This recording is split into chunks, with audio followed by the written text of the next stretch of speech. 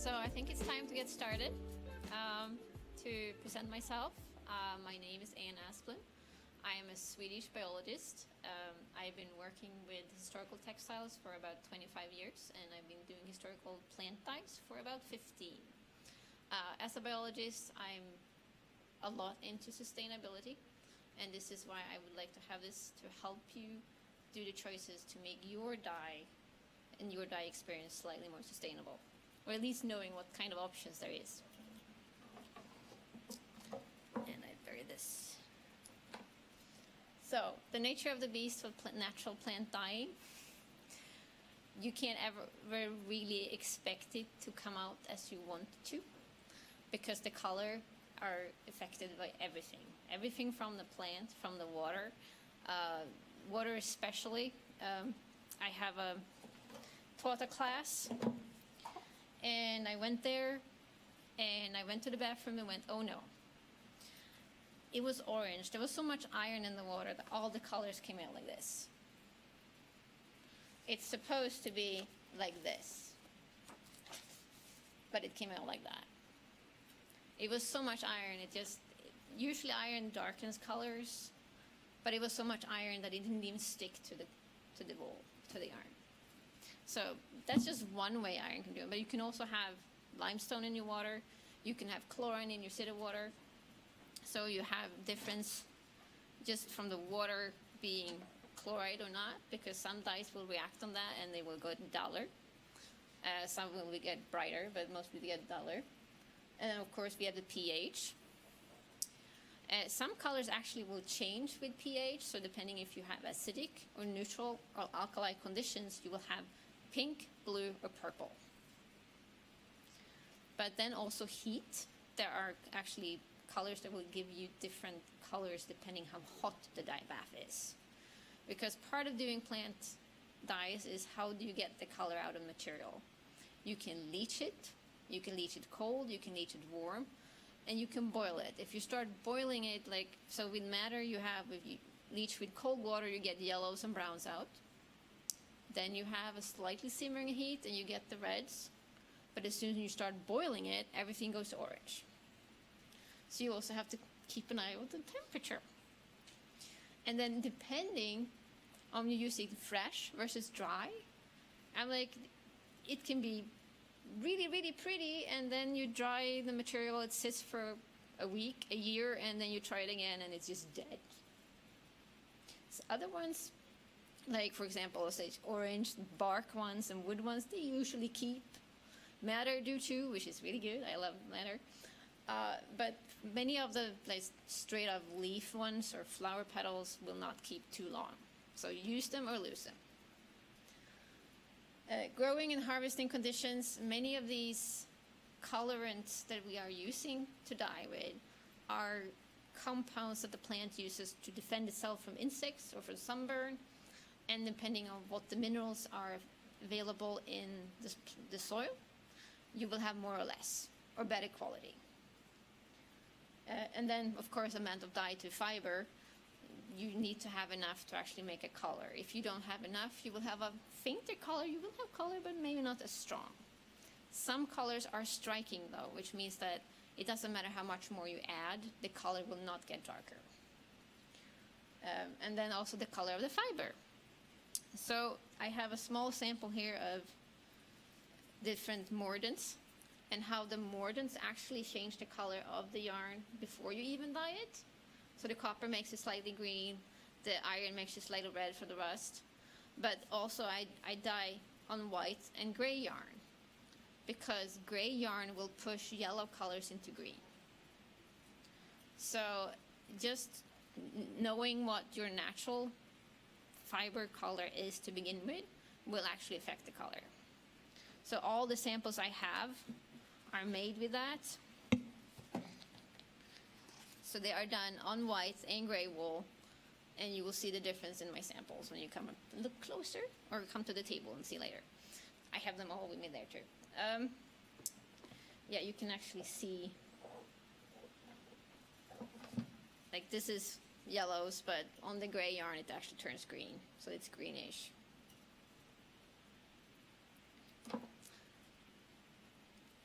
So it's a natural thing, it's organic, and you have to treat it as a live thing.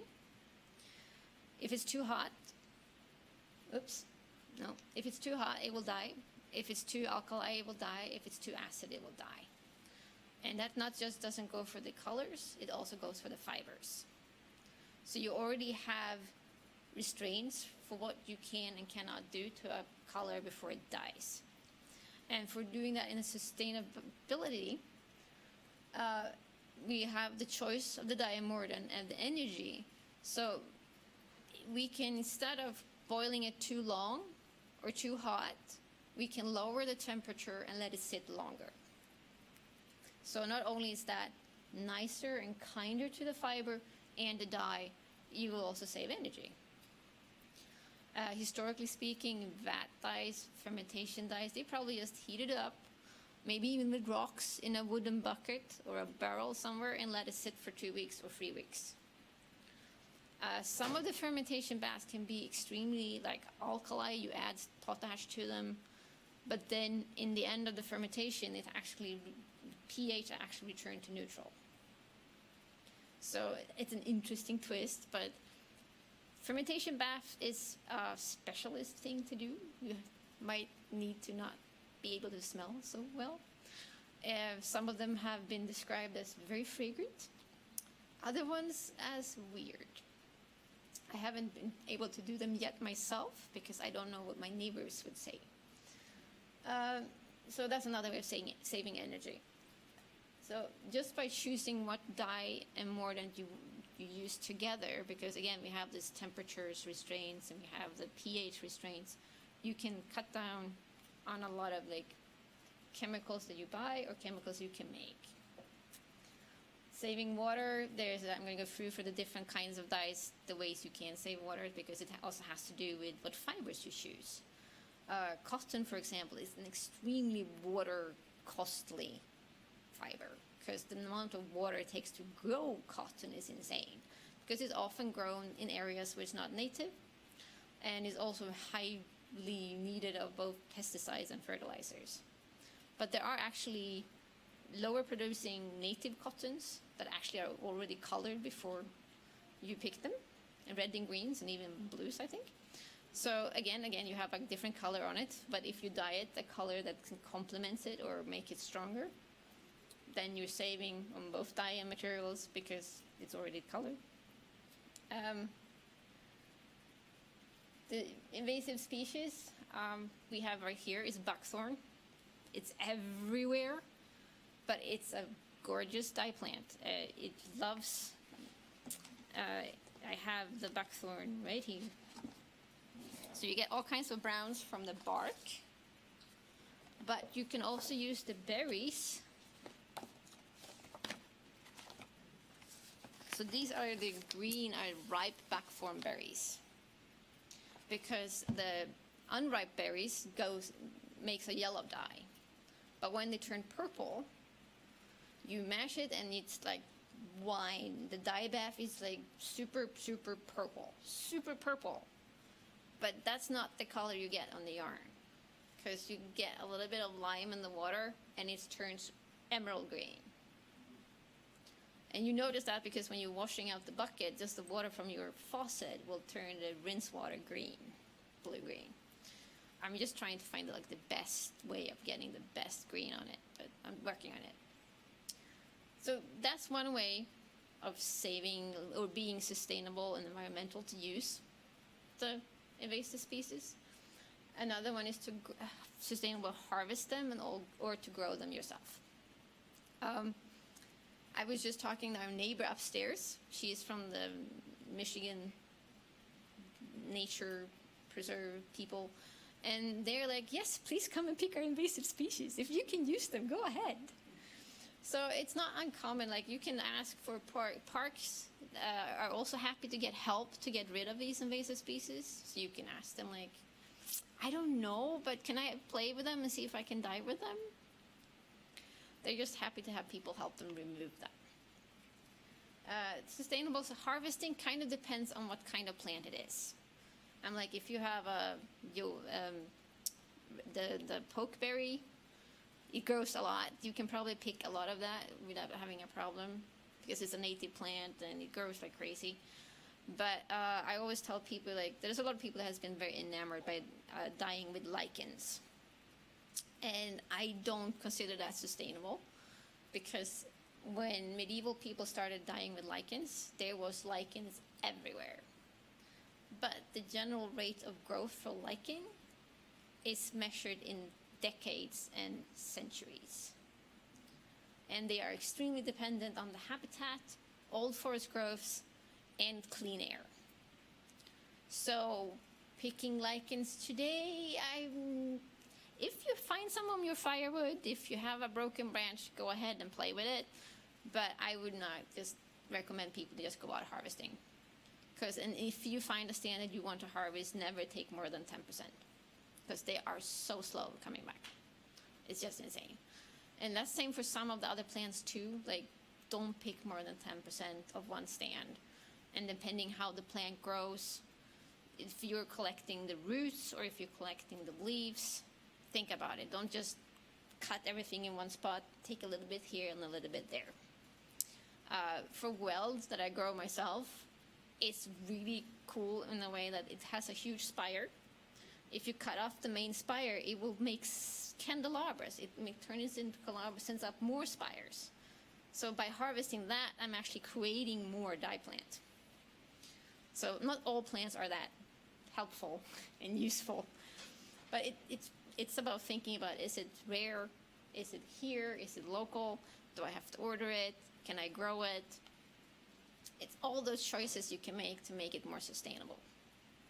And then I already talked a little bit about the fibers. You can choose a local produced wool. And like, we have so many people out here in Ann Arbor that makes cheap, and you can just go to the fiber fair and buy your own wool. And to wash that wool, you can even be less chemical free. You can just heat the water, and the natural oils in the sheep wool together with the urine from the sheep will actually turn into soap. And it's a self-wash soap. You just have to remember not to actually wash it, because then you have a felt.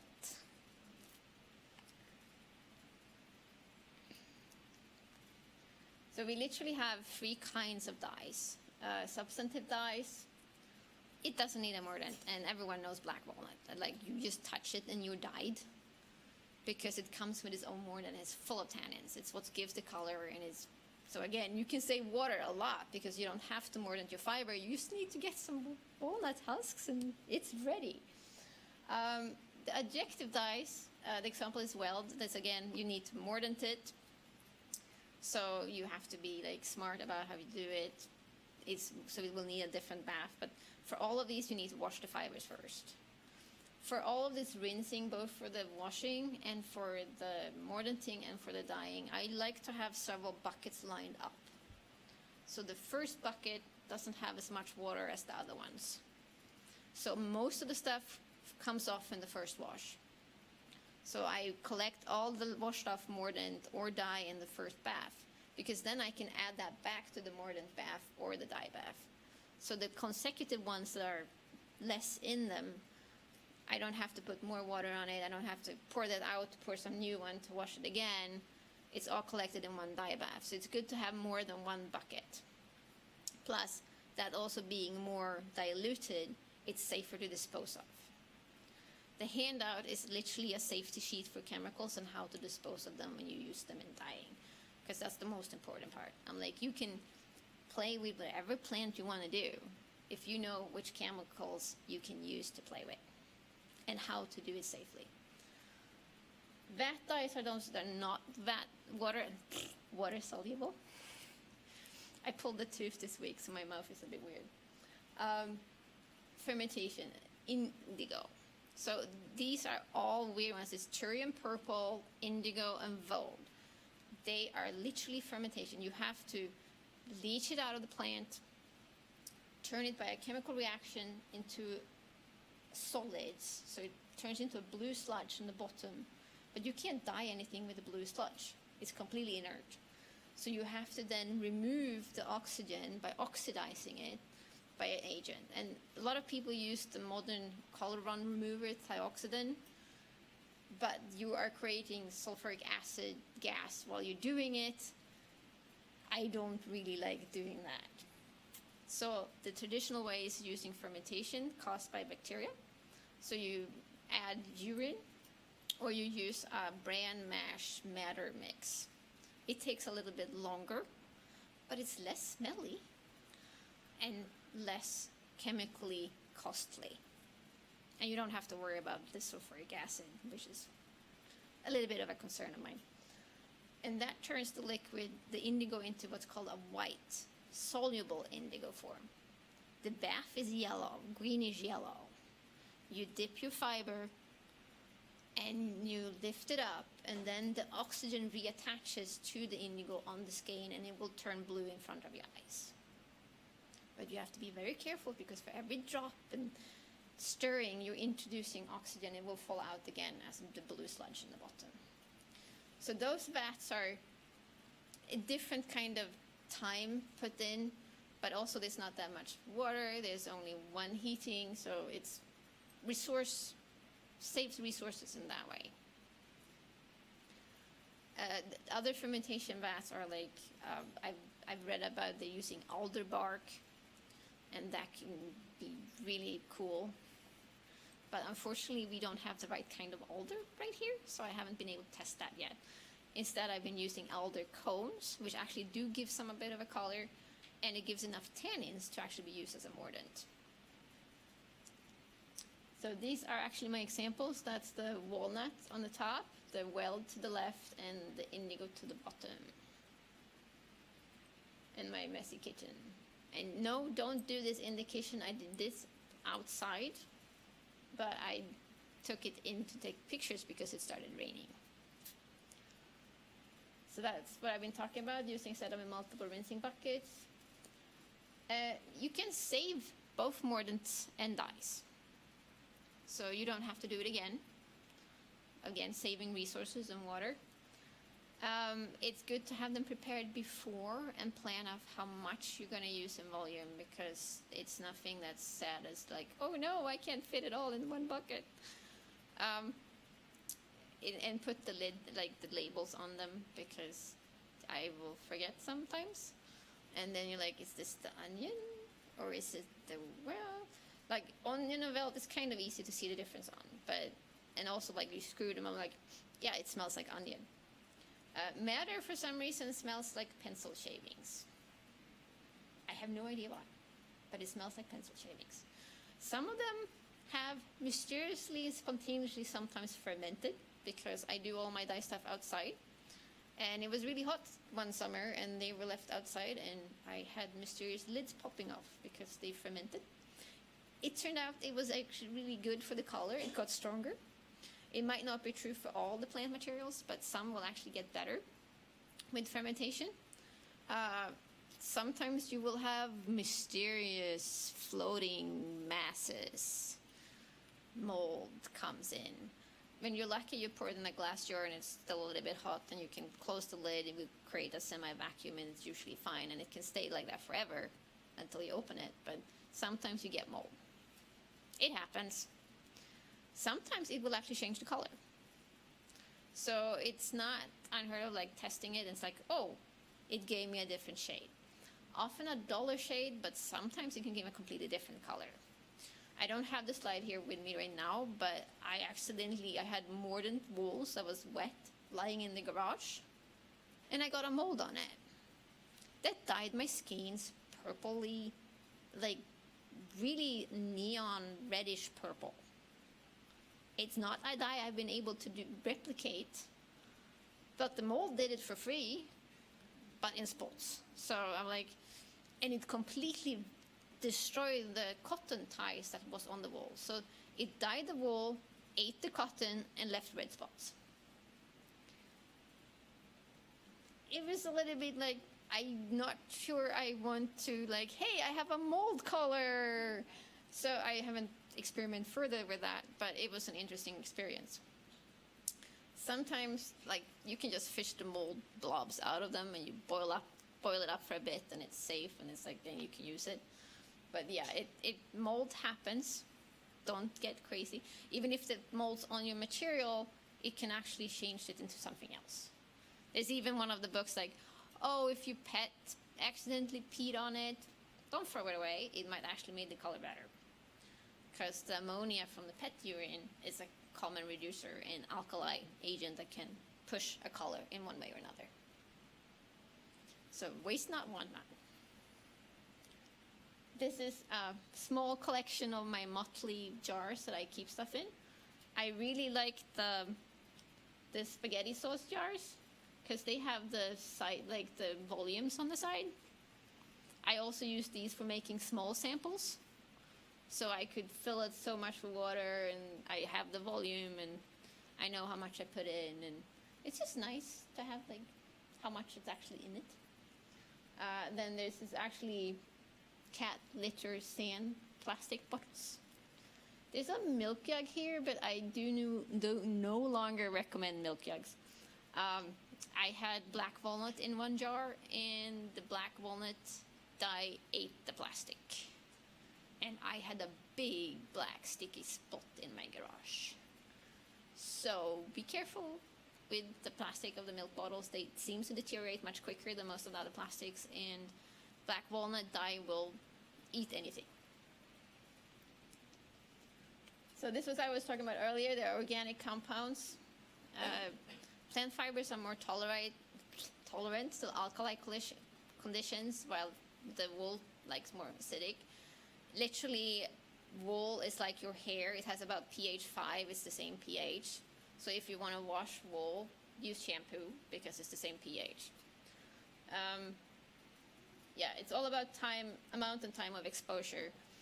Many modern dye books will say, oh, you have to simmer it for an hour. But if I'm doing silk that doesn't want to be simmered, you have to keep it lower than that. But you can raise it for a little bit, and if you let it sit the entire week, you get the same coloring. And many of these dyes will actually stick better if it's just been slightly heated and then just allowed to cool, because the cooling process allows the molecule to attach even better. So again, we're saving energy, we're being sustainable just by choosing to let it sit. It's time versus energy and masses.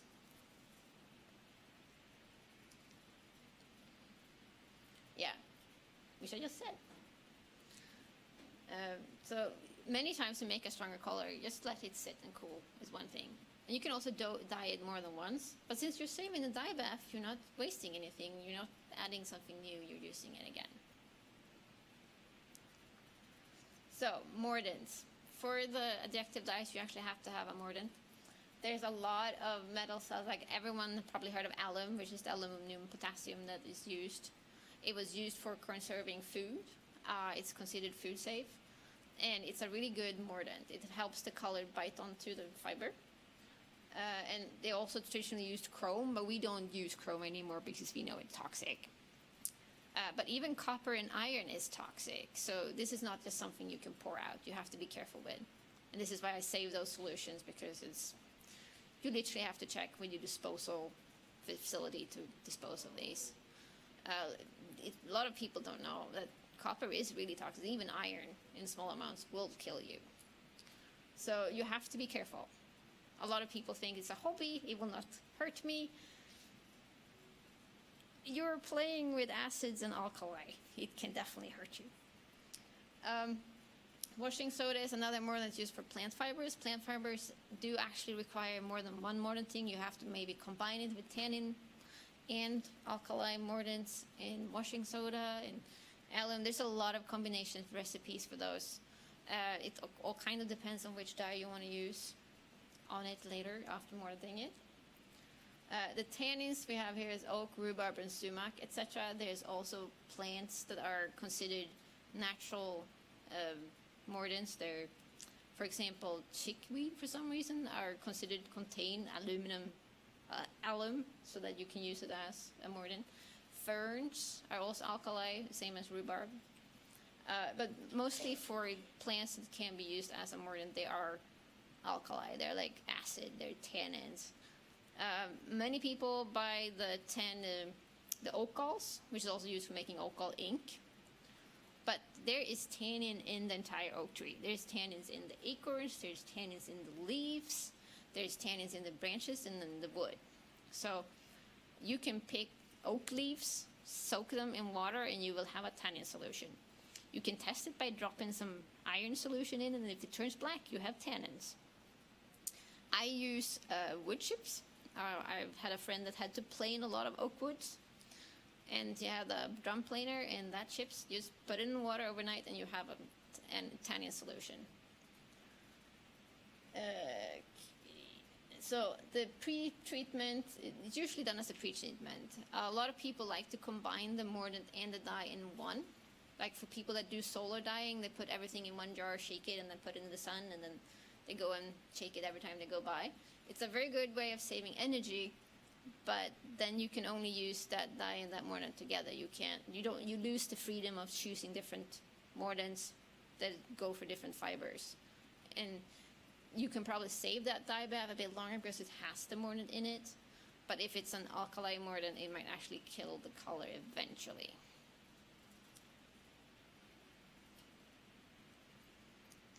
Yeah, so this is 3 different skeins that has been mordanted with copper, they're greenish, iron, and tannins. Tannins give a slightly beige. The iron solution I'm using is literally a jar with vinegar, water, and a rusty nail. And it turns all kinds, it's super orange, has all these rainbow hue colors going on top of it. And you just add a little bit to the liquid, and that's enough to turn it iron for all of it. You just have to be careful with iron because since it rusts, you have all these tiny particles. And that can easily transfer into the dye bath and contaminate it. So you have to really rinse all the iron particles out of it before you can put it in the dye bath. Or you're going to have to contaminate all of it. The copper, yes, you can buy copper acetate or copper sulfate and all those fancy versions of copper you can get in those beautiful colors. Or you can take a water as vinegar and a copper fitting, and you make the same kind of solution. Or I have a copper pot, so I just put some vinegar in it and then I let it sit. And like it's compared to like the dye book's copper mordanted yarn that is like super greenish blue. Mine is very, very pale, but it's enough to get the color to stay just as dark as hers. So you don't need much copper as a mordant. You need very, very little. So just the water, put it over the fire, heat it up a little bit, splash of vinegar, and it's enough. Safety. Since we're talking about chemicals, this is the important part. Gloves, aprons, pot holders, safety goggles, depending what you're doing, especially if you're working with lyes and other alkalis, because if you get a splash in your eye, you will lose your eyesight because your proteins in your eyeball will saponify, turn into soap, and literally wash away. Like you can get acid in your eye and you're fine, you can rinse it out, but alkali will actually directly affect the structure of your eyeball. So glasses, don't forget the glasses. You think you're so nice and you're not going to squirt and it's not going to splash, and whoops. Gloves, just be careful not to remember that the stuff that you've been working is on the outside of your gloves. Aprons is also good. Pot holders, especially if you're using a fire like I do at times, pot holders. And really long spoons, because you don't want to stand over it. You don't want to breathe in alum. You don't want to breathe in copper or iron either. So it's really important. pH strips. It's more of equipment than a safety, but it's good to know the pH of what you're working with, just to be safe. Knowledge, know that chemicals, and that's why the handout is a chemical list. Do not dye inside, for many reasons, because you don't want to have, say, contact transfer between cooking or dyeing, because you should not eat or do anything like that when you do dyes, because it's toxic. But there's also there's direct toxicity, there are accumulated toxicity, but there's also allergies. Some of these plants are irritant, It might not be that your friend reacts on it, but you might. So be careful, because there's an allergen component too. Yeah, and don't use the same equipment. I've had to stop my husband more than once. No, that's not that pot. Don't use that pot. So it's good to keep them apart or mark them. Secondhand stores are your friend. It's very easy to find cheap enamel pots, because you want non-reactive pots that doesn't affect your dye when you're dyeing with them. Unless you want that effect, because then it's perfectly fine. Yes, so modifications. So after you actually dyed it, you can change the color. So I have my trusty stick. This one is more easier to see. So I have 5 mordants. And for each of them, I have done nothing. I have added acid, alkali, copper, iron. So doing like a modification bath, you can change the color. It just goes completely different sometimes. That was not that one, but so everyone's welcome to come look closer on these later, and so on and so forth. This one is matter, and it's kind of obvious, like with these, so you have the iron mordant with the modification, you even get purple. So you can really change the color. Like with this is the acids that you get oranges of it. It's amazing how much you can do with just dipping a little bit, like adding like lemon juice or vinegar to one of the rinse baths, and you start rinsing and like, ooh. Some of them you don't even need to heat up. And the iron, like no more than 5 minutes, because iron is really caustic. 2 fibers. There's a beautiful doublet in the V&A Museum in London that is dyed black. This is wool. And this is where I want to kick Hollywood's ass collectively, because everyone thinks the medieval people were black. Black is one of the hardest colors to dye. You have to dye it multiple times, very, very dark blue, which again, you have to a lot, or very, very dark green, which is again is blue and yellow to get the green. Which means there's a lot of chemicals that accumulates in the fabric and makes it brittle in the fibers. The most common way to do it is to also use a heavy tannin, which will take a toll on the fiber to begin with, and then you add the caustic iron. That fabulous doublet is literally disintegrating because they had to use so much iron and tannins to make it that black. So be careful with your modifiers. The alkalis, yeah, you can just use baking soda. You can make your own lye. It's on the handouts. And then the copper and iron. It's the same solution I use for the mortarting. I just use it later, not as much, but you can put it in and you can see like, nah, I want to leave it 5 more minutes, see what happens.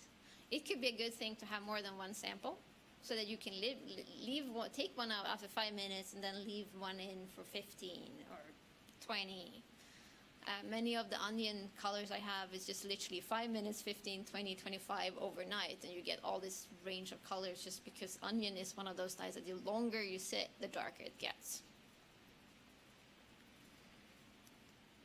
So this is somewhere you can see the modification. So these are all several different plants, but these were all acid modified, well, no modification, acid, alkali, copper, and iron. So iron definitely darkens the colors.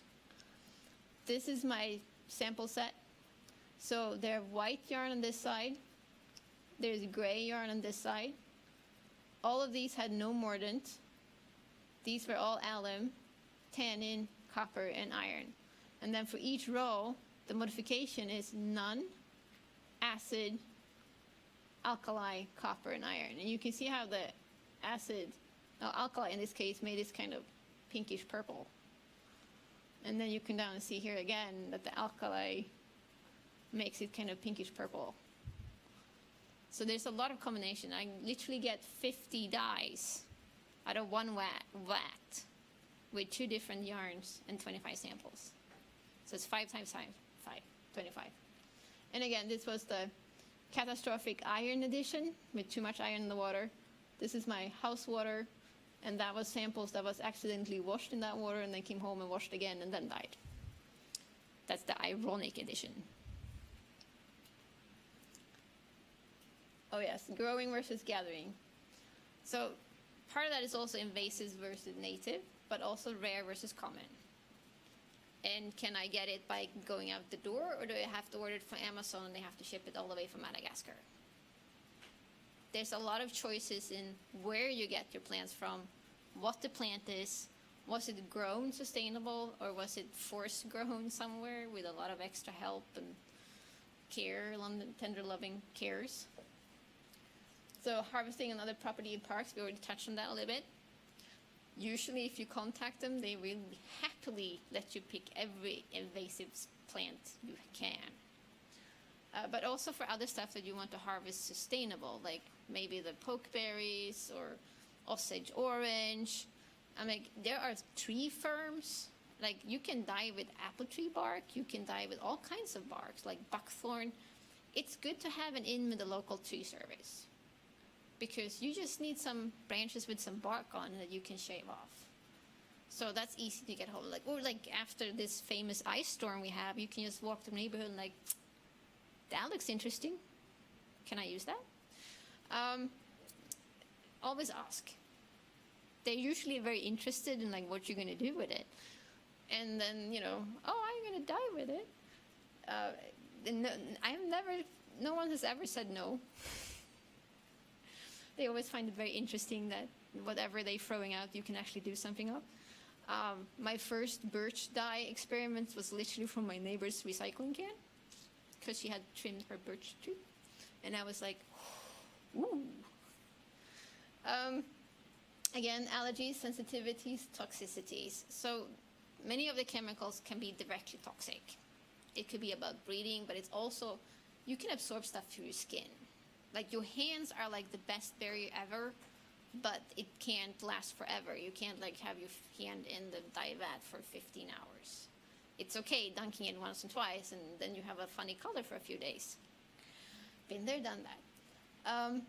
But there are other plants, like when you come to the allergies and sensitivities, it could be harvesting of the plants. It could have hairs on it that will come up in the air when you're processing it. I was crushing the buckthorn bark, which is a very fibrous bark, and it turns into like shreds, and then it turns into minuscule threads, and you start and it's like, I should probably wear my dust mask before I started doing this. So anything that goes out in small tiny particles and dust has a potential to cause you like just breathing issue, because you're breathing in dust of something. And if that happened to be something that you're allergic against or sensitive to, you have to be careful. I have become sensitive, so using the same plant over and over again can increase the sensitivity. I really love madder. I grow madder myself. Madder is the cleve grass, the goosegrass family. It has razor blade hooks all over. So trying to you want the roots, so you have to kind of remove the leaves in order to get to the roots, and I would get scratched up. I think I actually have a picture of that. Yes, that's my scratches from the madder. It's nasty, and every time I do it, it gets worse. So I have acquired a sensitivity of being scratched with this plant. So now I have long woolen garden sleeves when I deal with this plant, because the rest of it I'm fine. It's just that it scratches. It's just no. Preparations. Yeah, that's the part of the preparation, because part of a natural dye is literally how to get it out of the plant. You have to grind it sometimes, you have to crush it, you have to sieve it. Sometimes you use the chemicals to break the cell membrane to actually get the dye out. That's what the chemicals do. There are some that requires more preparation than others, like the woad and the entire simmering and oxidation reduction phase. And there are unexpected injuries with preparing. like crushing stuff, be careful not to get your fingers in between. Don't do it on like your husband's favorite cutting boards and stuff like that, because again, keep your dye stuff away from your kitchen stuff. Some of them are, you just have to be careful. Just be careful. Just don't do anything stupid. There are friends that I know that have been dealing with stuff, and they're like, "Oh, I have weird blisters." Well, that's because you tried a plant that had a sap that turns out that in sun exposure causes enormous blisters all over your hands. Yay! And part of that is identification. If you don't know what the plant is, don't touch it. If you don't know what it is, don't use it. It's very, very important to know what you're dealing with. Also looking for, even if you're looking online, because there are plants that are sold as alkanet. No, it's a garden variety of alkanet. You need to know the full name, you need to know the Latin name. Because many of these plants has 10 to 15 like normal household names. Like Scotch broom. Oh, it's like broom, it's Danish green. No, it's not Danish greenish because it's Scotch broom, not the actual broom that we want. That took a while to find the right species. So know what it is, know what you're using, and take care. Yeah. This is my smaller sampler settings. I found out that I can do 15 samples at the same time by using just smaller bottles and then putting them in the water bath over the fire. That saved a lot of water, saved a lot of time, and it was great until I realized that soaking them all again for the modification bath, this one turned everything blue-green. So that was the color it was supposed to be, and then everything turned blue-green. So I have a ton of those pairs where one is contaminated and the other one isn't. So be careful if you soak more than one sample together. Equipment, we were talking about the pH strips, that was useful. But pots are reactive and non-reactive. Like my copper pot is reactive. It does stuff to the paint when the dye when I'm using it. So with an iron pot, even stainless steel sometimes can affect it because it's a mineral that comes out. If you want to have a completely non-reactive pot, I've been using old crock pots because they're ceramic. They will not react with the color. And I have one that's awesome because it doesn't ever get hot, so I can set the matter on it and just let it sit. I also have the enamel pans that people use for canning. They're huge. I can put a lot of stuff in that one. And it's enamel, so again, it's a non-reactive pot. You can also use, as I said, the glass jars. Glass is non-reactive. Measuring equipment. Most of the dye stuff is measured by weight. Like when you do a mordant solution, if you have 100 grams of fiber, you have 10%, so you have 10 grams of mordant into the water. And then depending on how big it is, the amount of water is to make the fiber float freely. That's as much as you want. So it's good to have a good pair of scales because in its scales that needs to be, again, kept away from the food stuff. Labels, labels, labels. One of the problems is when you put it in a dye pot, the paper label falls off. And then you don't know what it is. I have a very complicated system of knots. So I have cotton strings with knots on it, so I know if it's been mordant in the iron or copper. So when I pick it up out of the dye pot, the number of knots tying the sample together tells me what mordant was used. And I should know what I put in the dye pot. So after that, I keep that separate and labeled for that dye. And then when I do a modification, I just add another string to it, and I know what it is. But also, there's labels from on those jars. You know what dye bath it was. Add the year, the date. It's helpful. I have a notebook with all my experiments. Some more works better than others. This is actually my knot registry, so I know which knot is which. Keep an eye on what's what. It's just important. That's why we have the notebook and the diary.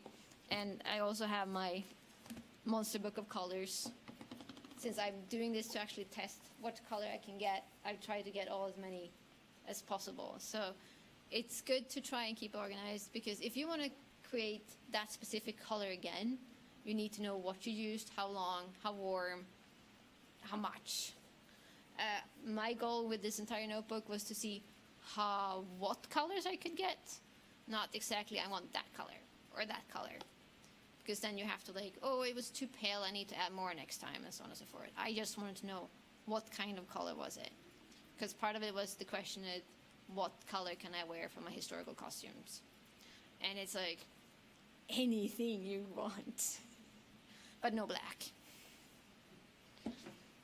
I think, yeah, so this is the end of it. This is my non-reactive pots and my copper pots, my ceramic insert, and this is actually wine coolers from IKEA, enameled pans, so they're white so you can see the color. It's perfect. And this is actually 4 different mordant thing going on, or actually modifications. So that's the copper modification, iron modification, that's my jar with iron solution. That is the alkali. Yeah, it's baking soda or something, I think, in that one. And this is my vinegar bottle for the acid. It doesn't have to be complicated. I must admit, I'm really bad at measuring how much vinegar I put in. I just go, that looks good. But that's kind of a fun of it too. You're supposed to have fun with it. Go with the flow, and you will see what color you get. And that was done. Any questions? Anyone is very welcome to follow me all the way up to the table, and you can look at everything and touch it and pet all the colors. And I also have a sign-up sheet for people that would be interested in actually having a dye workshop, because, well, I'm getting the seasonal workshop is about to be set up, so. Yes? I just had one thing to add. Yeah. There is a table upstairs with, I want to say it's the DNR folks, who are taking volunteers to remove invasive species. So if you were thinking, oh, I need to go and Yep. if these things were dying, it would be a perfect setup, because they need volunteers to do that. Yes. Yeah, she was the one I already talked about it, like, go and talk with her. But also NAP, the local nature area preservation people, they have, before, like, I've asked them, like, oh, could I go pick some of that? Like, go ahead, pick as much as you want. So they're very happy here in Ann Arbor to let us pick the invasive ones. So, but again, you need to know what it is, which is also why the flora is on the list of resources. Any more questions? Concerns? Yeah, I didn't give you exact recipes, because depending on which books you're looking for, you're going to get different. Like for the mordant solutions, most people recommend between 6 to 10%. The yarn is only going to absorb about 6 to 7, which is why there's always some left in the solution, which is why I save it and just add a little bit more next time I use it. So again, you're being sustainable, you're saving it and reusing it. If you have an accident so that it is dye and gets contaminated, well, you put some other things in, remove the dye by dyeing with it, and then it's clean and you can use it again. So, yes? No. I bought this like 15 years ago. Actually longer. It's one of my favorite ones. But I want to dye something like it, so it's my goal. You can say that. Any more? Yeah. Yes, and I am happy to lead everyone in a small train up to my table. This is one of the recommendations on the list. It's absolutely one of the best books. Be careful with some of the modern books, because if they say that you can just pour it out the sink or the toilet, be suspicious. Always check with local water cleaning facilities and safe disposal people, because it's not always true.